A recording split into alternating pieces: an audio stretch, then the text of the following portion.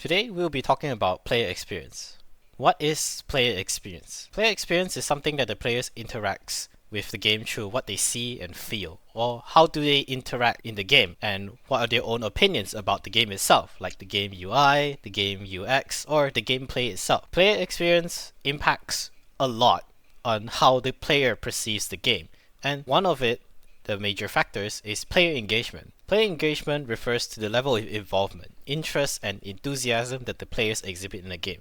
As part of the player experience, this significantly influences the overall satisfaction players derive from a game. And to better understand the player experience, we will be giving some examples of different kinds of games where players have experienced all these different games and their opinions. First of all, we'll compare two games with similar gameplay, Dark Souls and Lords of the Fallen. Both games offer challenging gameplay of a warrior facing monsters and enemies in a grim and mysterious landscape. Although both games have similar gameplay, their player experiences are actually what sets them apart. In Dark Souls, the progression of difficulty is finely tuned and offers increasingly difficult enemies and bosses for the player to face, but at an even pace that does not feel abrupt. In comparison, that is one of the main downfalls of Lords of the Fallen, as although it features similar aesthetic designs and gameplay features, players have complained about the abrupt difficulty spikes that occur in the game. On the other hand, what counts as an interesting player experience can differ wildly between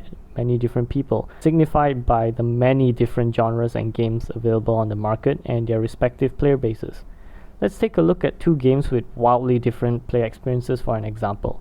In Warhammer Vermintide 2, the general player experience is the feeling of being part of an elite cooperative team, preventing the world from being destroyed or taken over by Ratman and Chaos cultists.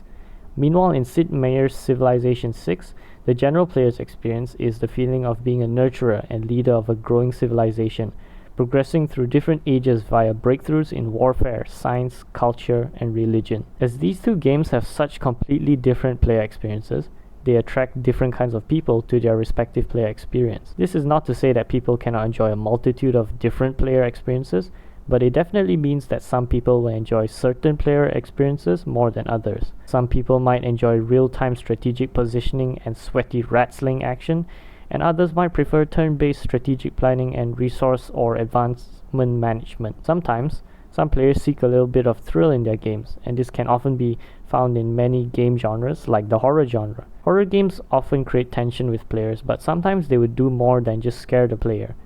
An example would be an indie game known as Choo Choo Charles. The game's core player experience has the player ride around a gun-mounted train to kill a demonic spider train named Charles. The game also provides more than just this for the player experience, as there is a rich narrative with lore, interactions with NPCs, and a sense of agency where players can access any quest in any order, as well as upgrade their train in any way they see fit. As the game progresses, Charles will become more aggressive and a final showdown will commence. This will build up not just tension, but also the player's excitement, keeping them engaged with the game and allowing them to enjoy a unique playing experience. In Counter-Strike, however, players mostly relate to this long title, personally, in which one of the major changes from Counter-Strike Global Offensive to just Counter-Strike 2 is the buy menu and parts of matchmaking processes.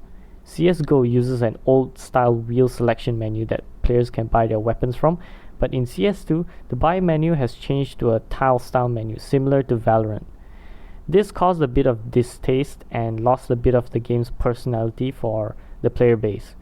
Matchmaking has changed from where players could choose their own map in competitive, but after the update, players instead vote together in a pool of maps instead, which some veteran players disliked about it. In the end, the player experiences offered by video games will attract many different kinds of people, and in our opinion, we agree with the statement, a video game for everyone is for no one. Each player has a specific niche that they will enjoy and will pursue, and how they find these specific niches is by playing games and experiencing what they have to offer.